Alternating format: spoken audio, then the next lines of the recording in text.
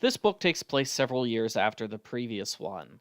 It almost feels like the series is missing a book because a lot of stuff happened in between the two stories.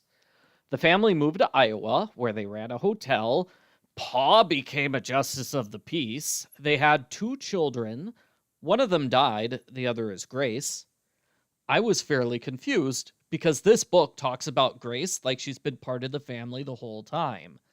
No, she is a brand new character introduced in this book.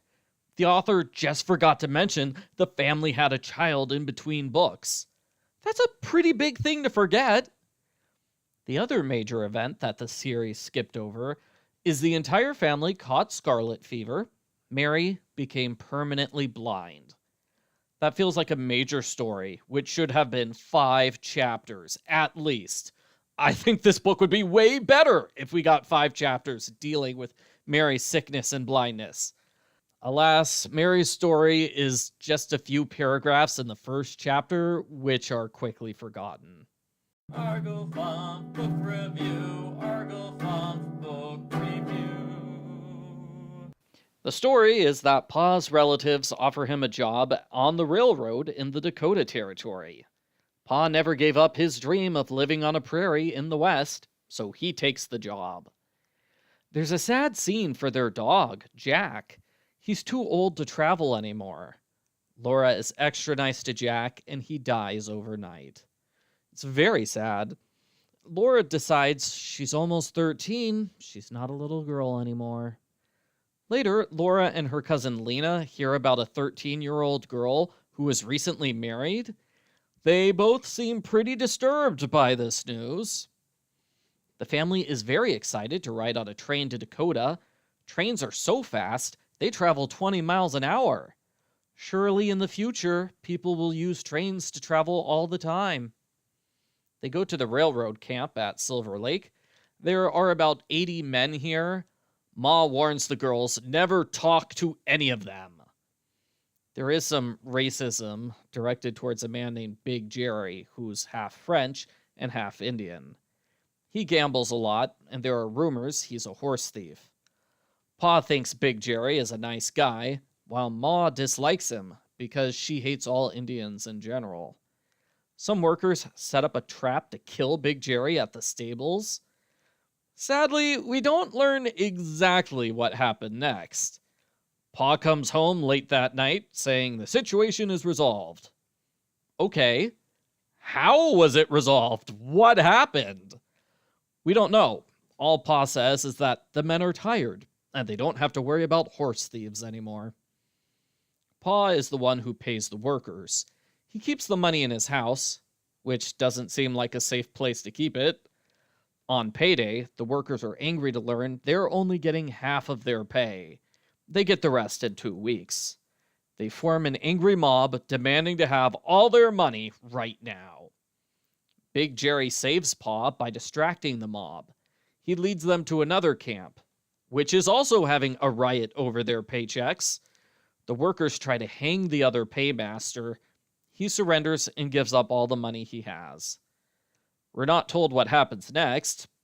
Did the workers get away with the money they stole? And what about Pa? Surely something happened 2 weeks later when Pa was scheduled to give the workers the rest of their money. When the railroad camp closes at the end of summer, Laura wants to move away. Pa says, no, they're going to stay here in Dakota so the girls can go to school. Also, he promised Ma that one of their kids would be a teacher someday. Since Mary is blind, Pa picks Laura to be the teacher, even though Laura hates the idea and would be terrible at teaching. It's pretty awful of Pa to tell Laura, you're going to be a teacher, you have no say in the matter. Why didn't he tell her about this sooner? They spend the winter in a fully stocked house owned by the railroad. Winter's enjoyable. Pa makes a checkerboard and they see a buffalo wolf. Pa finds the perfect place for them to live. He promises to file a claim for it once spring comes. As Ma says, he should have filed this claim months and months ago, but he kept putting it off. Christmas has unexpected guests, along with a lot of good food and singing. When I say a lot of singing, I mean a lot. Unless I'm counting wrong, there are 30 different songs in this book. 30 songs in a 32 chapter book. It got to the point where I wanted to break Pa's fiddle so he would stop playing music for 5 chapters. Once March starts, settlers arrive in the area. Pa insists on feeding the strangers and letting them stay overnight in the house. That is kind of him, but it means he can't leave the house long enough to file a claim. Ma starts charging a quarter for food and board, but the settlers keep coming every day.